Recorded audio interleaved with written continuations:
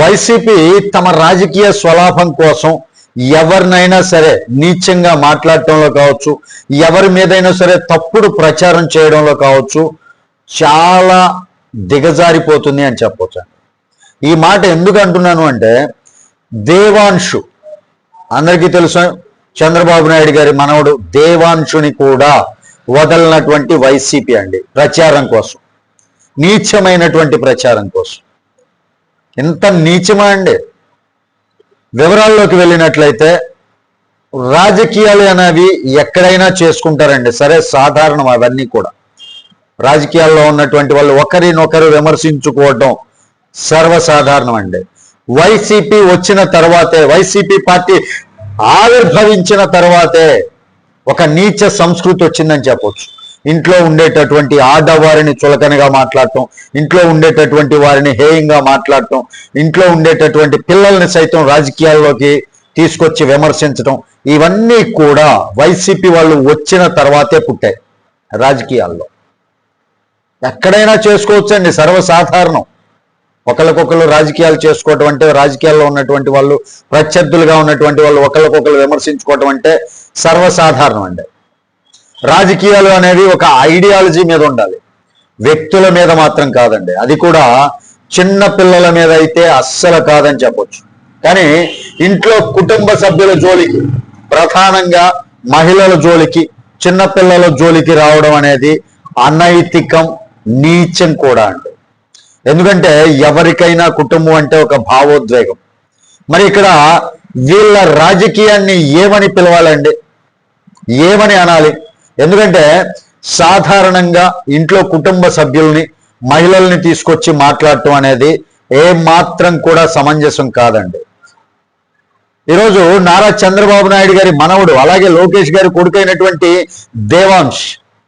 దేవాంశుని కూడా రాజకీయాల్లోకి లాగారనమాట. రాజకీయ విమర్శల కోసం వాడుకుంటున్నారు. నిన్న దేవాంశ్ గారి పుట్టినరోజు అండి, జన్మదినం సందర్భంగా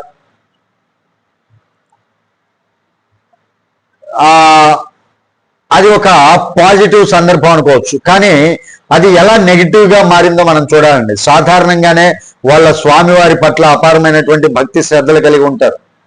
ఆ కుటుంబంలో చాలా మంది భక్తి ఎక్కువే అని చెప్పొచ్చు నారావారి కుటుంబంలో.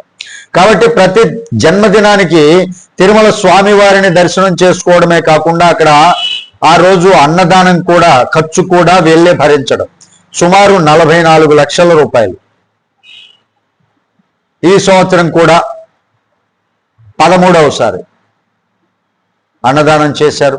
అయితే ఇక్కడ ఒక ట్విస్ట్ ఏంటంటే, 24 గంటల ముందు నుంచే సోషల్ మీడియాలో కథనాలండి. పూజ గదిలో క్షుద్ర పూజలు, నారావారి పూజ గదిలో క్షుద్ర పూజలు అన్నట్లుగా. వాళ్ళ పూజ గదిలో శివుడి బొమ్మ అని చెప్పేసి దాన్ని క్షుద్ర పూజలతో లింక్ చేయటం వైసీపీ వాళ్ళు చేస్తున్నటువంటి అరాచకం. ఇది చాలా సీరియస్ ఆరోపణ అండి, క్షుద్ర పూజలు అనేది. దానికి సమాధానంగా నారా లోకేష్ గారు ఏమన్నారంటే, అది ఒక లార్డ్ శివ డాల్. నా కుమారుడు దేవాంశ్ 4 ఏళ్ల వయసులో క్లే ఉంటది కదండి, చిన్నపిల్లల క్లేతో రకరకాల బొమ్మలు ఫామ్ చేస్తూ ఉంటారు, తయారు చేస్తూ ఉంటారు. ఆ క్లే పెట్టి తెలిసి తెలియని వయసులో ఒక శివలింగాన్ని శివుడి ఆకారంతో, అంటే శివుడు ఇలా ఉంటాడు మానవ రూపంలో అన్నట్లు, ఏదో చిన్న పిల్లాడు కదండి, 4 ఏళ్ల వయసు అంటే శివుడు ఎలా ఉంటాడో కూడా తెలియదు. ఆ శివుడిని ఒక బొమ్మ రూపంలో మలుచుకొని చంద్రవంక, నెలవంకని పెట్టి ఆ బొమ్మకి తయారు చేసినటువంటి విధానం. ఆ చిన్న పిల్లవాడు 4 ఏళ్ల వయసులో చేసినటువంటి ఆ బొమ్మల్ని చూసి మురిసిపోయినటువంటి వాళ్ళ అమ్మమ్మ, వాళ్ళ నాయనమ్మ గారు పూజ గదిలో పెట్టుకున్నారు మనవడి గుర్తుగా. 4 ఏళ్ల చిన్నారి చేసినటువంటి బొమ్మ అండి, ఒక మెమరీగా పూజ గదిలో పెట్టుకున్నారు.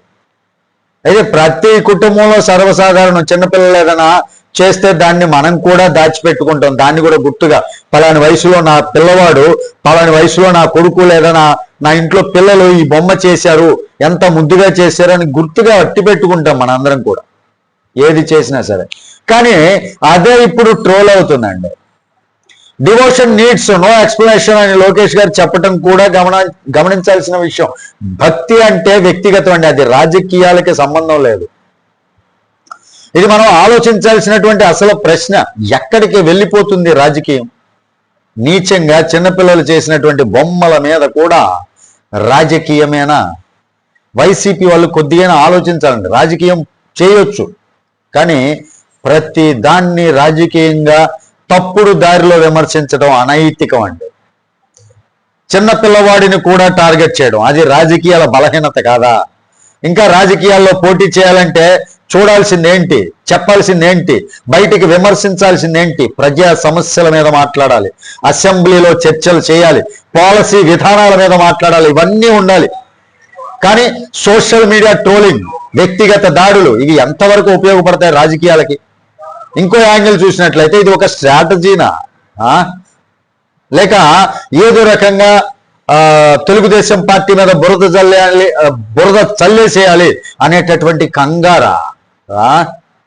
ఎందుకంటే ప్రభుత్వం నాయకత్వం, ప్రస్తుతం ఉన్నటువంటి నాయకత్వం, భవిష్యత్ నాయకత్వం మరియు ఫ్యూచర్ జనరేషన్ కూడా వస్తుందనేటటువంటి ఫీలింగ్. ఏదైతే ప్రస్తుతం మన పార్టీ ఉందో, అంటే ప్రస్తుతం మన నాయకులు ఉన్నారో, ప్రస్తుతం టీడీపీ పార్టీ ఉందో, ఆ పార్టీ భవిష్యత్తులో కూడా నాయకత్వం తిరిగి చేపడుతుందేమో, రాబోయే ఎన్నికల్లో కూడా గెలుస్తారేమో, భవిష్యత్తులో కూడా భవిష్యత్తు జనరేషన్ కూడా వీళ్ళు నచ్చేస్తారేమో అనేటటువంటి ఫీలింగ్. ఇది కూడా ఒక రాజకీయ సైకాలజీ అనండి వాస్తవానికి. మొత్తం మీద చెప్పుకోవాల్సి వస్తే ఒక చిన్నారి చేసినటువంటి శివలింగం ఇప్పుడు రాజకీయ వివాదంగా మారిందండి. ఇది మన రాజకీయాల స్థాయి ఎక్కడ ఉందో అనేటటువంటిది చూపిస్తుంది. మరి దీనిపైన వాళ్ళు చేసినటువంటిది సరైనటువంటి పనేనా? వైసీపీ వాళ్ళు సోషల్ మీడియాలో చేస్తున్నటువంటి తప్పుడు ప్రచారం సరైనదేనా?